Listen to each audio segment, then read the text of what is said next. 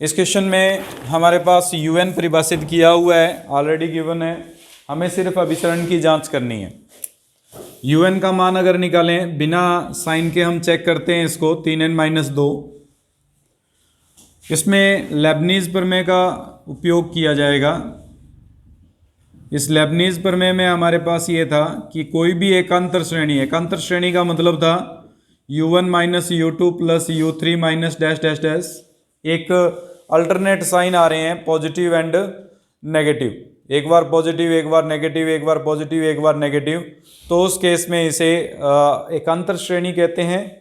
इस एकांतर श्रेणी में nवां पद परिभाषित करते हैं हम UN, और इसके लिए ये दो कंडीशंस हैं जिसका यूज करेंगे। फर्स्ट कंडीशन ये होती है कि अगर प्रत्येक पद इसके आगे वाले पद से बड़ा आता है, यानी UN प्लस 1 से बड़ा हो UN का मान, यानी nवां पद और उसके आगे आने वाला जो पद है n प्लस 1वां पद, उन दोनों से बड़ा आता है। या ये कह सकते हैं कि UN और UN प्लस 1 का अंतर जब निकालेंगे वो 0 से छोटा आता हो, 0 से बड़ा आता हो, ग्रेटर देन 0 की कंडीशन को सेटिस्फाई करता हो, धनात्मक आता हो। दूसरी कंडीशन, इसमें limit n tends to infinity पर अगर हम UN का मान निकालें और वो वैल्यू 0 आती हो, तो लेबनीज के अनुसार दी गई एकांतर श्रेणी जो है वो अभिसारी होगी, अन्यथा अपसारी होगी, कन्वर्जेंट होगी, अन्यथा वो डाइवर्जेंट की कंडीशन को रिप्रेजेंट करती है। कन्वर्जेंसी का ये टॉपिक है। इसमें यही अप्लाई करके देखना है हमें। सबसे पहले ये चेक करते हैं क्या ये अपने नेक्स्ट वाले स्टेप से स्मॉलर है, ग्रेटर है या नहीं है। उसके लिए UN प्लस 2 परिभाषित कर लो। UN प्लस 1 का मान 1/3 गुणा, यहाँ n प्लस 1 रखना है हमें, -2, हल करेंगे 1/3n प्लस 1 बन जाएगा। UN में से UN प्लस 1 को घटाएंगे, अगर UN में से UN प्लस 1 को घटाएंगे, चाहे -1 ले लीजिए, उसके अनुसार हल किया जा सकता है। हल करें 3n-2, 3n प्लस 1, यहाँ आ जाएगा 3n प्लस 1 माइनस का 3n प्लस का 2, 3n से 3n कैंसिल, 3/3n-2 और 3n प्लस 1, जो कि हमेशा ग्रेटर देन 0 रहेगा। n belongs to natural number के लिए कभी भी नेगेटिव वैल्यू को शो नहीं करता। इसका मतलब इसकी जो पहली कंडीशन थी, यानी UN जो है वो ग्रेटर देन है UN प्लस 1 से, उसको सेटिस्फाई करता है।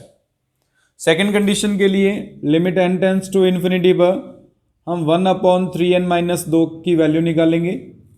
n की जगह अनंत रख दें तो 1/अनंत बनेगा, 1/अनंत का मान सीधा 0 होता है। अगर 0 होता है तो इसका मतलब लेबनीज की सेकंड कंडीशन को भी सेटिस्फाई करता है, सिग्मा UN अभिसारी है, यानी कन्वर्जेंट है। ये हमारे पास इसमें क्वेश्चन नंबर 9 है।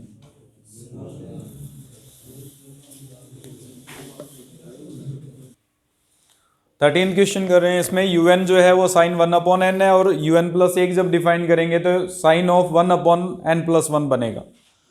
इसमें हमने ये पढ़ा हुआ है कि अगर x स्मॉलर देन है y से, तो साइन x का जो मान होता है वो भी स्मॉलर होता है साइन y से। 0 से 90 के बीच में अगर हम परिभाषित करें तो हम सिर्फ 0 से 90 के बिटवीन ही डिफाइन कर रहे हैं, 0 से 90 के बाद में डिफाइन नहीं कर रहे हैं एंगल को। तो अगर यहाँ पे n, क्योंकि n एक नेचुरल नंबर है, तो हमें पता है कि n जो है 1/n जो है वो हमेशा ग्रेटर देन रहेगा 1/n+1 से। इसका मतलब साइन ऑफ 1/n जो होगा वो भी ग्रेटर होगा हमारे पास साइन ऑफ 1/n+1 से, यानी UN ग्रेटर है UN प्लस 1 से। पहली कंडीशन लेबनीज थ्योरम की जो है वो सेटिस्फाई होती है। सेकेंड कंडीशन के लिए limit n tends to infinity पर UN का मान निकालते होते हैं, तो ये बन जाएगा limit n tends to infinity पर साइन ऑफ 1/n का मान, n की जगह अनंत रखेंगे तो साइन 0 बनेगा, और साइन 0 की वैल्यू, दोनों कंडीशन सेटिस्फाई कर रहा है, अतः लेबनीज के अनुसार श्रेणी अभिसारी है। तो अभिसारिता की जांच करने के लिए सबसे पहले UN को परिभाषित करेंगे। UN आएगा हमारे पास एक्स की पावर 2n माइनस 1 बटे 2n माइनस 1। इसमें देखो x का जो मान है वो -1 और +1 के बीच में है। तो जैसे जैसे x की पावर बढ़ती जाएगी वैसे वैसे जो मान होगा वो लगातार कम होता जाएगा। 0.1 ले लें x का मान, तो x का मान 0.1 लेने पर 0.1, यहाँ पे 0.1 का क्यूब और उसमें भी 3 का और भाग देना है, तो यानी अगला पद जो है वो हमेशा छोटा होता जाएगा। तो यहाँ पे हम डायरेक्ट लिख सकते हैं, चूंकि x जो है वो -1 और +1 के बीच में है, अतः un + 1 का जो मान होगा या un का जो मान होगा वो हमेशा ग्रेटर देन होगा un + 1 से। फर्स्ट कंडीशन लेबनीज की ये संतुष्ट करता है। Second condition, limit n tends to infinity पर हम डिफाइन करेंगे un को।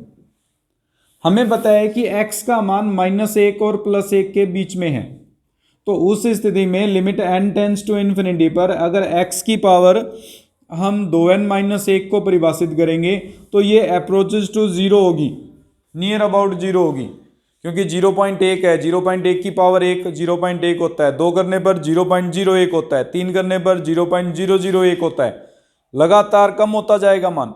अगर लगातार कम होता जा रहा है तो इसका मतलब limit n tends to infinity पर इसकी वैल्यू जो होगी वो अप्रोचेस टू 0 बनेगी, नियर अबाउट 0 बन सकती है। और अपॉन में जो पार्ट है वो भी हमारे पास इनफाइनाइट बन रहा है, समथिंग अपॉन इनफाइनाइट जो होता है वो 0 को शो करता है। तो डायरेक्ट हम यहाँ पे लिखेंगे कि जब limit n tends to infinity पर un को परिभाषित करते हैं तो वो वैल्यू क्या आ रही है, 0। अगर 0 प्राप्त होता है तो लेबनीज प्रमेय के अनुसार दी गई श्रेणी जो है एकांतर श्रेणी वो एक अभिसारी श्रेणी को व्यक्त करता है। यहाँ पे आप इसको इस तरह से लिख सकते हैं कि ये वैल्यू जो है वो टेंस टू 0 है, 0 × 1 अपॉन इनफाइनाइट बन रहा है जो 0 × 0 को शो करता है, रिजल्ट 0 आ रहा है, सिग्मा un अभिसारी है, लेबनीज प्रमेय के अनुसार अभिसारी है। 15वां सवाल, 15वें सवाल में हमें दिया हुआ है 1 -2 +3 -4 +... अब एक इसमें यह दिया हुआ है कि निम्न श्रेणी प्लस अनंत और माइनस अनंत के बीच में दोलन करती है, ये हमें सिद्ध करना है। एकांतर श्रेणी का एक नियम है हमारे पास छोटा सा कि एकांतर श्रेणी में जब ग्रुप बनाते हैं तो ग्रुप के अनुसार उनका योग भी बदलता है। हम ग्रुप बनाएंगे, ग्रुप का मतलब है कि युग्म बना रहे हैं, युग्म बना रहे हैं तो युग्म के अनुसार संख्याओं का योग भी बदलता है, संख्याएं वैसी की वैसी नहीं रहती। जैसे इसमें अगर मैं इनका ग्रुप कुछ इस प्रकार से बना दूं, एक इन दोनों में से माइनस कॉमन ले लें, 2 - 3, आगे वाले दोनों में से 4 - 5, उससे आगे अगर माइनस कॉमन लेंगे तो 6 - 7, इस तरह से चलता जाएगा। अगर इसको हल करें 1 -1 -1 लगातार +1 बनता जा रहा है। और ये मान कब तक आएगा, क्योंकि अनंत सीरीज है, ये इनफाइनाइट सीरीज है। अगर इनफाइनाइट सीरीज है तो Sn का जो मान आ रहा है वो कितना आ रहा है, इसमें अनंत बन रहा है। अगर मैं इसी ग्रुपिज्म को कुछ इस प्रकार से ग्रुप बना दूं, 1 - 2 +3 - 4 +5 - 6 ...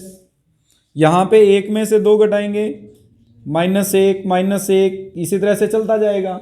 और -1 अनंत सीरीज है, अनंत का मतलब इनफाइनाइट स्टेप्स हैं, उसमें से कुछ स्टेप्स कम भी कर दिए जाएं तो कोई इफेक्ट नहीं पड़ता।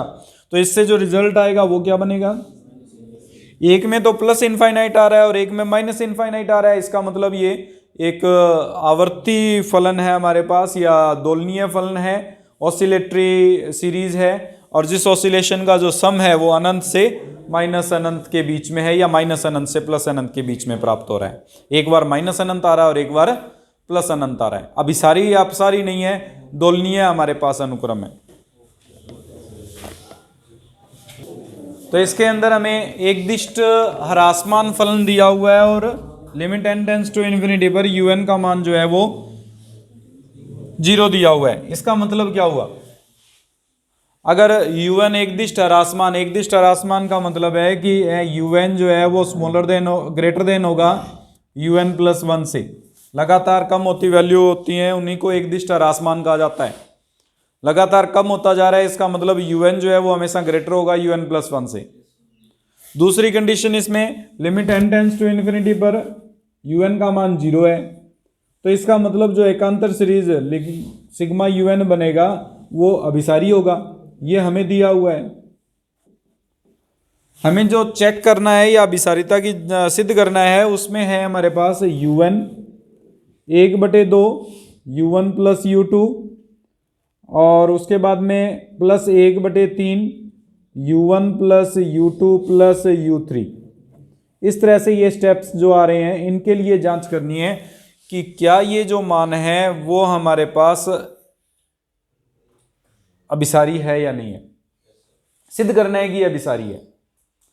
अब सिद्ध करना है तो सबसे पहले ये स्टेप देख लीजिए। हमें पता है कि u1 जो है वो ग्रेटर देन है u2 से। अगर u1 ग्रेटर देन है u2 से तो दोनों तरफ u1 जोड़ दें, 2u1 ग्रेटर देन होगा u1+u2 से। 2 का भाग दे दें तो u1 जो है वो ग्रेटर देन होगा u1+u2/2 से। कुछ इसी प्रकार से यह भी सिद्ध किया जा सकता है कि u1+u2+u3 जो है अपॉन 3 उससे ये वैल्यू ग्रेटर हो।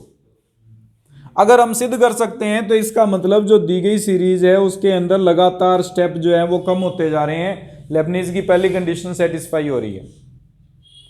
दूसरी कंडीशन जो थी उसके अनुसार un का मान निकालेंगे। इसमें अगर un को परिभाषित करें तो 1/n u1+u2+u3 plus up to un को परिभाषित करेगा। अगर मैं limit n tends to infinity पर un को डिफाइन करते हैं तो limit n tends to infinity पर 1/n सिग्मा un को रिप्रेजेंट कर देगा ये। अगर n टेंस टू अनंत रखें तो इसकी वैल्यू क्या बन जाएगी, 0 बन रही है, क्योंकि समथिंग अपॉन अनंत बनेगा। समथिंग अपॉन अनंत जो होता है वो 0 को प्रदर्शित करता है। तो प्रत्येक पद अपने आगे वाले पद से बड़ा आता जा रहा है और इसकी वैल्यू जो है वो 0 आ रही है। इसलिए लेबनीज प्रमेय के अनुसार दी गई सीरीज जो है एकांतर श्रेणी अभिसारी होगी।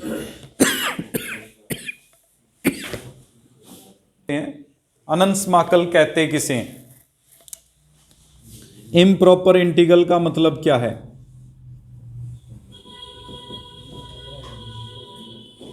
अनंत समाकल, देखो समाकलन हमने किया हुआ है, उसमें भी निश्चित समाकल के बारे में हमने बात की हुई है। निश्चित समाकल, अगर कोई भी समाकलन a से b में fx dx लिया जाए तो उसे हम निश्चित समाकल कहते हैं। इस निश्चित समाकल में ये जो a से b था वो एक अंतराल कहलाता है जिसमें a और b दोनों विद्यमान होते हैं और फलन जो है वो fx के रूप में परिभाषित किया जाता है। अब अगर इनमें से या तो अंतराल में अपरिभाषित मान आ जाए या इस अंतराल में ऐसे बिंदु हों जिन पर फलन जो है वो अपरिभाषित बनता हो। फॉर एग्जाम्पल, अगर हमारे पास ये आ जाए 0 से अनंत तक fx dx, या ये लिखा जाए 0 से लेकर 1 तक 1/x dx। इसमें भी हमारे पास, इसमें तो क्या है, लिमिट हमारे पास अनंत आ गई और इसमें अगर x का मान 0 रखते हैं तो अपरिभाषित फलन बन रहा है। ये दोनों प्रकार जो हैं वो अनंत समाकल के उदाहरण हैं। यानी एक निश्चित समाकल जिसमें या तो अंतराल अपरिभाषित हो या उस अंतराल में किसी बिंदु पर फलन अपरिभाषित बनता हो तो उसे हम अनंत समाकल कहते हैं। एक एनी डेफिनेट इंटीग्रल जिसके अंदर हमारे पास आइदर लिमिट जो है वो हमारे पास इनडिफाइंड हो, इनफाइनाइट हो, और उसमें से किसी भी पॉइंट पर, वो एक पॉइंट हो कंपलसरी नहीं है, मोर देन 1 पॉइंट भी हो सकते हैं। फॉर एग्जांपल, अगर मैं यहां पे एक और पार्ट ले लेता 2x - 1, तो x की वैल्यू हाफ पुट करने पर भी ये अनंत बन रहा था।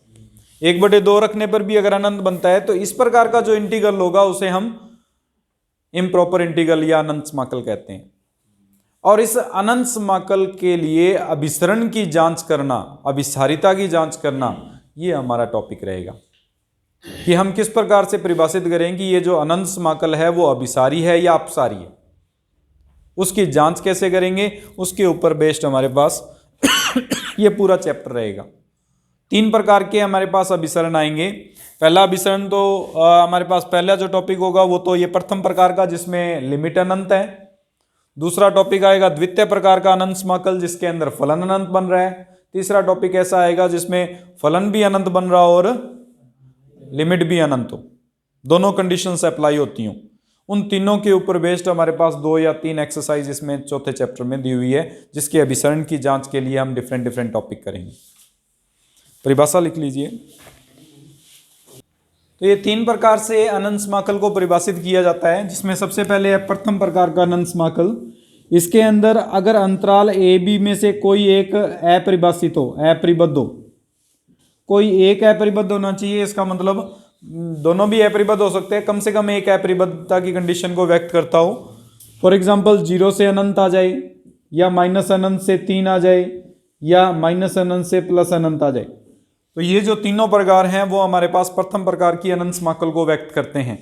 इसके अंदर फलन जो है वो हमारे पास बाउंडेड होगा, लेकिन जो लिमिट है वो अनबाउंडेड है। लिमिट अनबाउंडेड का मतलब है हमारे पास कि इसमें जो लिमिट्स की वैल्यू आ रही है वो प्लस अनंत या माइनस अनंत, कोई एक छोर जो है वो हमारे पास बाउंडेड नहीं है, तो उसे हम प्रथम प्रकार की अनंत समाकल कहते हैं। सेकंड पार्ट आता है हमारे पास द्वितीय प्रकार का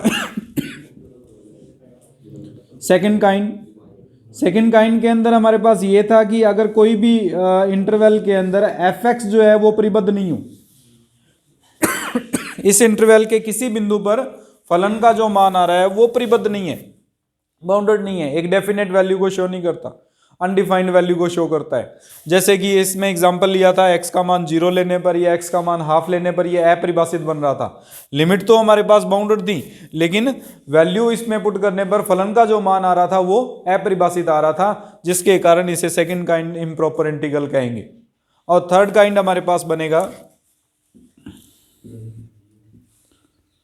थर्ड काइंड में हमारे पास a to b f x d x ही गिवन है। इसमें से एक तो लिमिट भी हमारे पास अनडिफाइंड हो और एक किसी पॉइंट पर फंक्शन भी अनडिफाइंड बनता हो। फॉर एग्जांपल अगर हम इसमें -3 से अनंत तक लेके चलें, 1/x को dx को डिफाइन करें, तो x बराबर 0 पर फलन भी है परिभाषित है और उसकी लिमिट भी अनडिफाइंड आ रही है। यानी जो लिमिट है वो भी बाउंडेड नहीं हो और फंक्शन भी बाउंडेड नहीं हो, किसी पॉइंट पर 1 और मोर देन 1 पॉइंट हो सकते हैं, कोई जरूरी नहीं है कि एक ही पॉइंट आएगा, एक से ज़्यादा भी पॉइंट हो सकते हैं, तो उसे हम third kind of improper integral कहेंगे।